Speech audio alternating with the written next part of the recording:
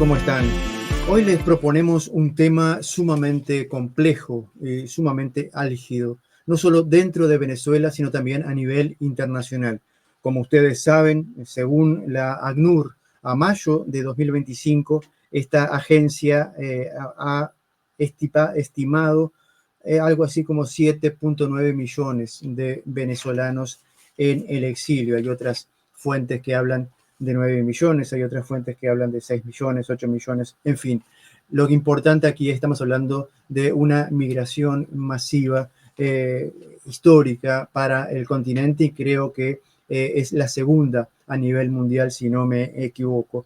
Y vamos a hablar de salud mental, vamos a hablar del impacto que está teniendo la migración en la salud mental de los venezolanos que se quedan o que se quedaron, o los venezolanos que han emigrado y a los venezolanos que viven esta realidad y a sus comunidades y a sus diferentes familias dentro y fuera del territorio venezolano. Y para esto hemos invitado, y agradecemos enormemente la gentileza que haya aceptado nuestra invitación, a la psicóloga Shinovis Mundaray Rodríguez, hoy psicóloga venezolana, hoy en el exilio, y que agradecemos muchísimo su gentileza en aceptar nuestra invitación. Bueno, muchísimas gracias por la invitación. Bueno, yo les hablo de acá desde España, donde, bueno, como muchos venezolanos, nos ha tocado sin haberlo planificado, nunca pensamos que íbamos a emigrar masivamente de esta forma. Y bueno, a mí me tocó también venir hasta acá, donde, bueno, tuve la oportunidad un poco de aproximarme a este tema desde el punto de vista académico, en la Universidad de Barcelona con el profesor Joseba Chotegui, que fue quien desarrolló el concepto de síndrome de Ulises. Y bueno, eso me permitió un poco explorar a profundidad lo que estamos viviendo con una mirada más académica y experiencial, ¿no? Desde lo que uno mismo también está viviendo. Con respecto, sí. Bueno, si hay alguna pregunta en concreto o puedo continuar desarrollando el tema. Sí, bueno. Te propongo lo siguiente, antes de entrar en temas académicos, de cifras, de datos, de estudios, quería consultarte algo porque tú lo conocerás mucho mejor que nosotros y quizás de mucho de nuestra audiencia. Siempre cuando se habla de salud mental de los venezolanos en particular y de los caribeños en general, sí, bueno, para nosotros el tema de la salud mental es irrelevante, tenemos otras válvulas de escape, tenemos la rumba, tenemos la salida, las playas, eso no es relevante, eso es para otras sociedades nórdicas o del cono sur, que tienen 4 estaciones, que son más depresivas y demás. Para nosotros eso de depresión no existe. ¿Eso qué tanto tiene de mito, de realidad o de fuga, de evasión de la realidad que viven los venezolanos hoy?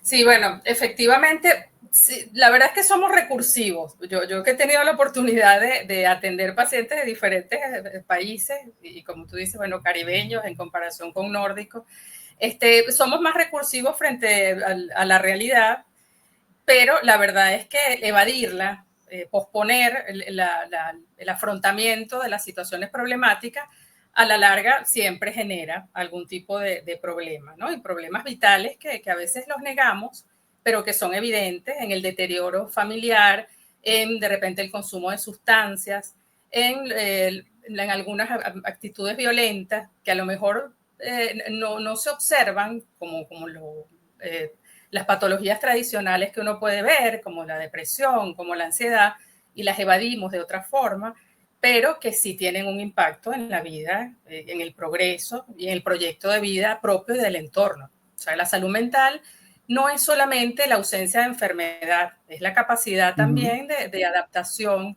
de poder llevar adelante un proyecto de vida digno de ser vivido, ¿no? De poder también en el entorno influir positivamente, poder integrarnos adecuadamente, no es solamente la sintomatología que pueda presentar un ser humano. La salud mental tiene que ver absolutamente con cómo nos relacionamos con el mundo y con las demás personas. Entonces, eso las respuestas que podamos tener de los demás en nuestras interacciones, eso también es salud mental. No es solamente depresión, no es solamente ansiedad, es la capacidad de adaptarse, es la capacidad de tener resultados, de progresar, de poder, y en el caso de la migración, de poder integrarse sin perder tu identidad y tampoco sin aislarte y sin convertirte en un gueto. Claro, eso claro. También es salud mental. Sin dudas. Genovis, te propongo mirar esta realidad desde varias perspectivas, porque el tema impacta en varias perspectivas. Hablábamos recién de cifras, nos referimos a la ACNUR para tomar un dato, pero puede ser cualquier otra agencia. La ACNUR señala 7.9 millones, 8 millones redondeando de personas que han emigrado hasta mayo de 2025. Esto impacta en que no hay o no debe haber alguna familia en Venezuela que por lo menos uno de sus integrantes no haya emigrado y retornado, o emigrado y permanecer en el exterior y que haya conformado vida en algún país de América Latina, de Centroamérica, de Norteamérica o de Europa o de otras latitudes. Lo que te pregunto es lo siguiente, ¿cómo define esto la salud social en lo que tiene que ver tanto con las personas que se quedaron y tienen que despedir a aquellas personas que ya no están, como aquellas personas que se tuvieron que despedir y ya no están formando parte de la idiosincrasia venezolana en este 2025? Sí, bueno, es importante saber desde la teoría lo que es la migración, ¿no? El emigrar es un derecho humano, pero si tú emigras en condiciones precarias, como nos ha tocado, como le ha tocado a muchos venezolanos, eso tiene un impacto muy grande en todos los duelos que se viven, que son como, se han descrito como 7 duelos de la migración, ¿no? El duelo por la familia, el duelo por la lengua, el duelo por la tierra, el duelo por el estatus, porque pierdes el estatus incluso legal dentro del país. O sea, todos estos diversos duelos, cada quien los afronta de una forma distinta. O sea, no se puede generalizar porque no es lo mismo el que emigra con pasaporte, se va en avión y tiene una familia que lo está esperando, que quien emigra por la frontera caminando con una cantidad de situaciones precarias, que deja atrás la familia, que se va sin ninguna preparación. Son realidades muy diferentes, muy complejas, son bien distintas. Pero lo que sí es cierto es que los venezolanos tenemos todos un trauma cultural de producto de esta migración. ¿Por qué? Porque históricamente esto no se había visto. Esto es una situación atípica que además viene de un proceso muy, muy complejo que vivimos en nuestro país, que no es una dictadura normal. O sea, realmente ha sido un proceso, si se quiere, bastante, por decir una palabra fea quizás, sádico, o sea, un proceso bastante asociado a la maldad del que hemos vivido en Venezuela. ¿Por qué? Porque ha habido un deterioro, un país que fue próspero, un país que tuvo oportunidades, en donde la bonanza petrolera permitió que mucha gente estudiara, que mucha gente tuviera acceso a bienes y servicios. De repente experimenta una situación en la que muchos quedan incluso sin identificación y sin pasaporte con qué moverse por el mundo. Entonces, es muy compleja, o sea, no se puede, cada situación es diferente dependiendo de la historia que haya tenido la persona en el país de origen, pero lo cierto es que lo que compartimos todos los venezolanos en este momento es un duelo por la situación tan extraña de deterioro que es atípica, repito, en el mundo. Porque ahora nos ha costado mucho que el mundo entienda las características de esta dictadura, que uno no se cansa de repetir que no es una dictadura al uso, como uno conocía, como se conoce en el mundo, sino que realmente ha sido una banda delictiva que se apoderó del país. Y eso es difícil de que sea entendido. O sea, ahora es que el discurso más o menos y la narrativa lo está comprendiendo. Eso tiene un impacto diferente en la gente, claro. Cómo se vive el duelo. Claro, justamente leyendo y releyendo algunos documentos para este diálogo contigo, causó estupor, asombro, indignación a nivel mundial los 200.000 exiliados chilenos en la dictadura de Pinochet. De allí había una estructura que se conoció en su momento como ley de extrañamiento, personas que por diferentes motivos, fundamentalmente políticos, eran expulsadas del país y no tenían permiso para regresar. En Venezuela no hay una ley de extrañamiento como tal, pero sí de hecho se consolida una estructura en ese sentido. Y aquí quisiera conocer tu opinión, tu análisis. No lo habíamos hablado previamente, pero te lo introduzco en la charla para ver tu opinión. Porque no solamente está el tema de la emigración, que uno pretende emigrar para desarrollo personal, profesional, económico, lo que sea, está el exilio forzado y está el otro elemento que no es menor en el caso venezolano de los últimos años, de las personas que han sido detenidas, torturadas, que han sido liberadas y que se han tenido que exiliar forzosamente en el exterior para preservar su vida y su integridad física o lo que queda de ella. La pregunta que te hago es, ¿cuál es entonces, si la emigración en condiciones forzadas es muy crítica, es dificultosa, cómo podemos apreciar y cómo deben entender la comunidad internacional de las condiciones de estos cientos y decenas de miles de personas que han sido detenidas? Más de 18.000 personas han sido detenidas desde el 2014 por causas políticas en Venezuela.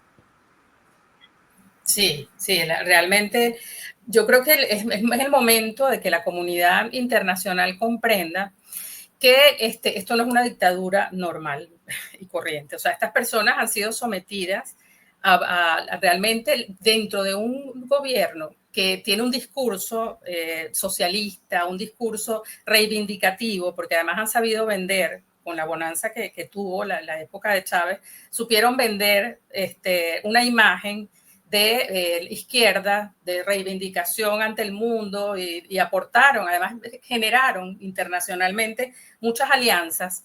Es importante que el mundo entienda que realmente lo que han sido es perversos y que entiendan que la capacidad que tienen de hacer daño, de torturar, que además lo que más duele a una persona que ha sufrido esto es la indiferencia de mucha gente, inclusive dentro del mismo país. Porque lo que se vive dentro de Venezuela realmente es muy desconcertante, porque mientras hay grupos sufriendo toda esta persecución, hay grupos sufriendo a sus familias disgregadas, perseguidas, dentro hay un grupo que goza de una bonanza todavía, producto de todo el desfalco que se ha hecho del país y que llevan una vida absolutamente de bonanza, como si no estuviese pasando nada. Y entonces eso, para los ojos del mundo, confunde y hace pensar que realmente en Venezuela la gravedad no es tal, cuando lo es muy grave. Porque debajo de todo este discurso, de todas estas alianzas que ellos han hecho en el mundo, se esconde una tragedia, muchas tragedias humanas que tienen que ser develadas y visualizadas y recordadas constantemente. Todavía permanece muchísima gente, miles de personas privadas de libertad, que en la radicalización, al verse descubiertos y al comprender progresivamente el mundo de qué se trata, o sea, de que se trata de una banda delictiva con muchas formas de delito, pero que además está apoderada de todo el país, son capaces de hacer realmente, no tienen ética en cuanto a la tortura y a lo que le hacen a la gente que queda privada de libertad dentro de ese régimen. Entonces, esto yo creo que es importante que el mundo lo entienda, o sea, que no se trata de una izquierda al uso de gente con ética para nada. O sea, ahí realmente el que queda privado, atrapado en esa situación, es víctima de cantidad de vejaciones y de situaciones muy denigrantes para el ser humano. Sin duda, sin duda. Aquí te propongo una pregunta también en dos partes. Hablábamos recién de cifras, lo que tiene que ver con el suicidio. En Venezuela, Mérida, el estado de Mérida estuvo posicionado más de 22 años o 22 años en el primer lugar de las tasas de suicidio en el país, hoy desbancado por Táchira y el Distrito Capital. Mérida quedó en tercer lugar. Estamos hablando también que Human Rights Watch se fijó una cifra más o menos aproximada de 19 millones de personas con necesidad de ayuda humanitaria. Esto dentro de Venezuela, hoy dentro de Venezuela. Ahora, te ato esto con la pregunta que tiene que ver con relación a lo que hablábamos recién de violación de derechos humanos en un país donde es y casi imposible acceder a los servicios básicos, el agua, la luz, el gas, el internet, los derechos, los accesos a la salud de calidad en países estables políticamente y de desarrollo medio. Sigue siendo un escollo acceder a la salud mental. Con esta emigración masiva, obviamente también la emigración de profesionales de la salud mental ha impactado en la posibilidad de darle una contención a la población dentro de Venezuela. Y aquí van las dos preguntas. Por un lado, ¿qué información tienes con respecto a cuáles son las redes de contención psicológica que hay dentro de Venezuela? Y en segunda parte te consultaría con respecto a si este extrañamiento forzado, esta incapacidad de retornar al país de manera forzada, como fue de salida del país, se consideraría o podría llegar a ser considerado como un acto de tortura permanente a una importante cantidad de la población venezolana que no puede regresar, ya sea por temas económicos, familiares o de seguridad política. Sí, bueno, efectivamente, con lo último que me ha señalado, realmente la dinámica que ha vivido el venezolano que no puede retornar es muy angustiante, es muy angustiosa para muchos, porque algunos pueden retornar, algunos han tenido la oportunidad de regresar a su casa, pero muchos están imposibilitados porque son perseguidos políticos realmente o porque económicamente no tienen la capacidad para regresar. Y mientras eso ocurre, pues los familiares van muriendo, van ocurriendo cosas a las que no puedes tener los duelos adecuados y eso es una tortura también. A eso se adiciona el hecho de que siempre hay como la esperanza de que va a cambiar. Ocurren varios picos emocionales que son muy traumatizantes, que se generan esperanzas que después no son satisfechas y generan también mucha frustración. Y los duelos no se terminan de cerrar, porque en la migración normal tú eliges un país, te vas, haces vida y tú sabes que ya posiblemente ya no vas a regresar y tratas de cerrar ese proceso. Mientras que en Venezuela siempre estás esperando, mucha gente está como esperando que algo pase para retornar. Y eso no permite que tú termines de cerrar la situación y generar un proyecto de vida consolidado en el país de receptor, ¿no? Entonces, bueno, eso puede considerarse, tiene unos efectos que pueden considerarse equivalentes a una tortura, porque es bastante perverso. Es que tienes esperanza y por el otro lado sabes que es imposible que puedas retornar. Además, mucha gente quedó sin documentación y el no tener documentación es estar como un paria por el mundo en donde no puedes hacer ningún trámite. Y eso, de cara a lo que es el síndrome de Ulises, que es el estrés crónico y múltiple del migrante, es un factor de riesgo altísimo, porque es que no puedes hacer ninguna gestión, no puedes hacer nada si tú no tienes identidad. Eso por una parte. Y la primera pregunta que me habías hecho era, que me disgregué en la segunda. Con respecto a las redes de contención, la información que maneja sobre las redes de contención. Sí, en Venezuela existe, por ejemplo, Psicología Sin Fronteras, que es una organización que, bueno, tiene apoyo psicológico gratuito.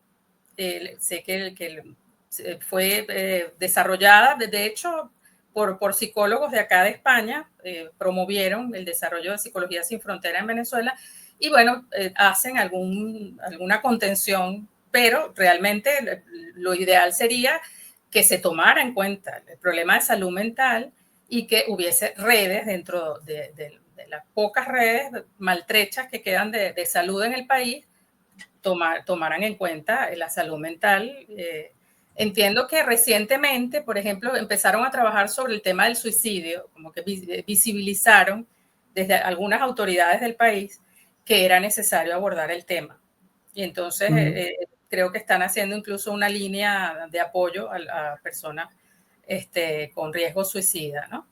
No sé cómo ha avanzado porque tuve la oportunidad de participar en una formación y realmente las cifras se han elevado. La media mundial está en 9 por cada 100.000 habitantes y en Venezuela, por ejemplo, Mérida ha llegado hasta 18 por cada 10.000 habitantes.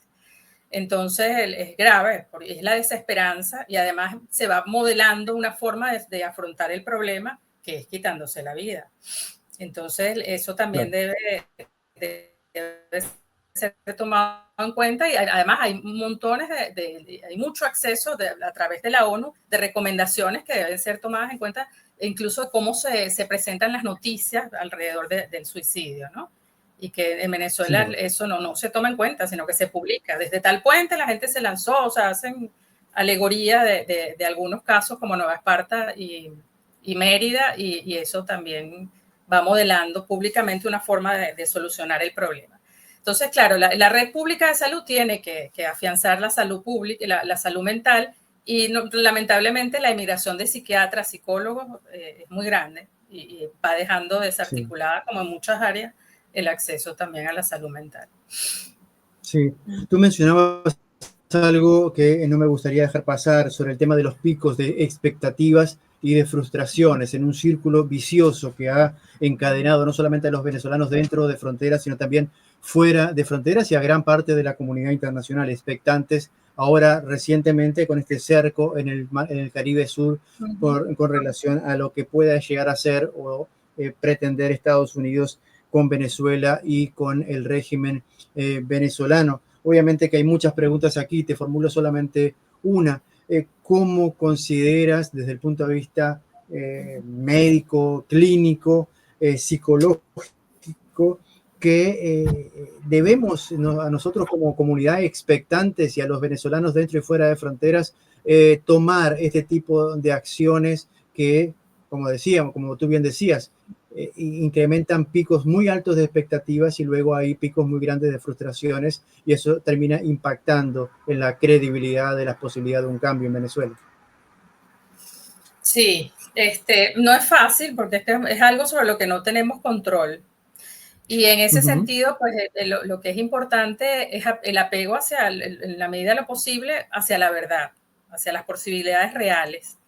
Y la información veraz, o sea, el poder contrastar con fuentes, porque además sobre el caso Venezuela hay cantidad de informaciones falsas, bueno, cantidad de creaciones de diversos polos, que al final generan muchísima frustración. Entonces, lo importante, la recomendación es que tratemos de mirar y contrastar todas las informaciones desde fuentes lo más fidedignas posibles, desde de fuentes periodísticas, de gente que uno sepa que hace investigación. Por ejemplo, en Venezuela está el Pitazo, que es una fuente de información adecuada, donde tú sepas que hay gente seria investigando y no solo amarillismo y que van creando falsas expectativas, ¿no? Yo creo que ahora mismo estamos en un momento diferente. O sea, acá yo creo que no será de la noche a la mañana, pero en un momento diferente porque por fin, como te decía, el mundo está comprendiendo finalmente la complejidad del fenómeno venezolano, que es inédito. Esto no se había dado que un grupo criminal se apoderara de un país completo. O sea, y a mí nadie me lo cuenta, yo lo vi. Yo tuve la oportunidad de trabajar en cárceles en Venezuela y fui viendo cómo a partir de Tarek El Aissami, concretamente, que fue ministro de Relaciones Interiores, se fue dando el poder a los pranes, que le llamaban los pranes, eran como los líderes dentro de la cárcel, para que, bueno, hicieran su ley dentro de las prisiones. O sea, casi que un experimento social. Cuando tú entrabas a una prisión, casi que tenías que, siendo de una institución pública, tenías que pedirle permiso a un PRAN para poder entrar. Además, armaron a toda la población. Fue algo muy perverso que en ese momento uno lo veía muy fragmentado y no entendía que, claro, es que ellos estaban armando todo este tinglado internacional delictivo que ahora lo comprendemos en su totalidad. Pero veíamos indicadores, quienes trabajábamos en esa área, incomprensible. Uno decía, bueno, esto pasa dentro de las cárceles y va a trascender fuera de las cárceles en cualquier momento. Y así fue hasta que trascendió hasta a otros países incluso. Claro. Entonces, esto no lo entiende. Y de hecho, en España todavía tú ves que hay gente que tiene lazos con Delcy Rodríguez, con algunos poderes dentro de Venezuela, y eso genera también mucha frustración e indignación en los venezolanos, por cuando oyes discursos, por ejemplo, en estos días escuché a Monedero, que fue un asesor del gobierno venezolano, que propuso una cantidad de temas económicos que él nunca los aplicaría en España, pero fue para allá a proponer aquellas locuras.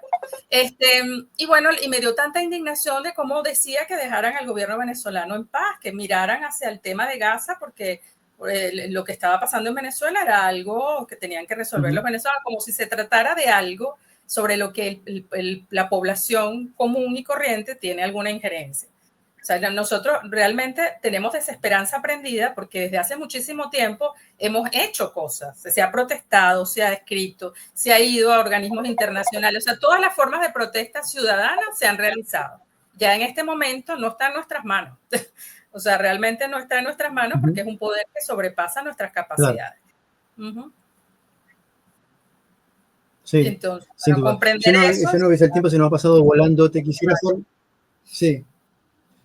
hacer la última pregunta por ahora, que daría para un programa completo, pero ¿cómo podrías explicarnos a nosotros y a nuestra audiencia cómo nos podría ayudar el concepto del síndrome de Ulises a comprender el sufrimiento del migrante venezolano en estos contextos? La importancia de comprender lo que es el síndrome de Ulises viene dada porque se confunde con patologías diversas, ¿no? Con diversos trastornos mentales.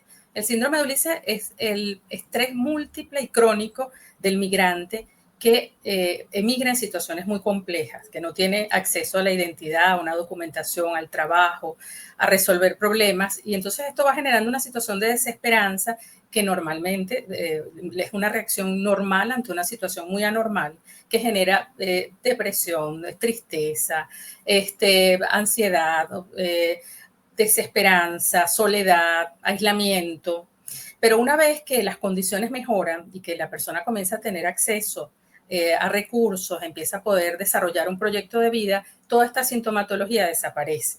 De tal forma que, lejos de abordarlo desde el punto de vista médico, lo que habría que hacer es tener un abordaje multidisciplinario, en donde podamos comprender realmente las necesidades para insertarse en una sociedad que tiene una persona y hacer algún programa que le permita llevar a cabo su proyecto de vida dentro del país de acogida, ¿no?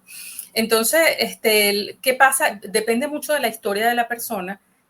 Puede derivar en un síndrome de Ulises, una situación muy crítica, con lo cual, una vez resuelto el problema social, la persona vuelve a tener estabilidad mental, a diferencia de una persona que ya viene con una vulnerabilidad, que ha tenido una situación difícil, que ha tenido un antecedente de depresión, de ansiedad, un trastorno mental previo, que efectivamente ya tiene que ser abordado de forma clínica, porque todos estos estresores que implican la migración y la falta de acceso a recursos, bueno, por supuesto que pueden desatar o ser el inicio de una patología, ¿no? Entonces ahí no sería síndrome de Ulises, por eso es que es importante identificar, diferenciar el síndrome de Ulises de un trastorno mental. El síndrome de Ulises no es un trastorno mental, sino es esa situación que cualquier persona en una migración extrema puede desarrollar. ¿Ok? Entonces, lejos de medicamentos, tiene que ser integral. Sí. Sí. Claro. Para cerrar, desde el punto de vista, ya no te lo pregunto como especialista, como psicóloga, como estudiosa del tema, te lo pregunto como persona, como ciudadana del mundo ya en este momento, y que sigue tan de cerca y tan preocupada el tema de los venezolanos. ¿Hay esperanzas todavía? Sí, la esperanza siempre la hay. Si no, Víctor Frank, que vivió dentro de un campo de concentración y desarrolló la logoterapia, nunca hubiese hecho nada en la vida, ¿no? Si se hubiese dejado llevar por las circunstancias externas. Siempre hay esperanza en cualquier circunstancia, siempre hay un propósito de vida que independientemente de la situación que tú vivas, puedes desarrollar un proyecto de vida, un propósito, por mínimo que sea. Entonces es necesario eso, ¿no? Y además tener equilibrio. Y es como emigrar es como ir en un kayak, en donde tú tienes que ir equilibrando entre la búsqueda de recursos y la autoprotección, y entre el movimiento excesivo y la autoprotección sola y el quedarte parado, ¿no? O sea, tienes que ir ahí equilibrando todo eso, tanto los recursos como las formas en que afrontas la realidad para tú poder ir integrándote e ir solventando los problemas. Genovis Mundaray Rodríguez, en nombre mío y de todo el equipo de Píldoras Digitales y de nuestra audiencia, te agradecemos muchísimo tu amabilidad, gentileza y tu tiempo para con nosotros. Y bueno, vamos a seguir muy atentos al desarrollo de estos estudios y de la salud mental de los venezolanos dentro y fuera de fronteras. Muchísimas gracias y será hasta una próxima oportunidad. Gracias, Víctor. Gracias a ustedes por su interés. De verdad que muchísimas gracias y gracias a todos los países que nos han acogido también, que han tenido paciencia, que nos han comprendido. Yo creo que esto para el mundo es una enseñanza, ¿no? Que un día estamos en una posición, otro día estamos en otra, y es un fenómeno de estudio para que nunca más pase.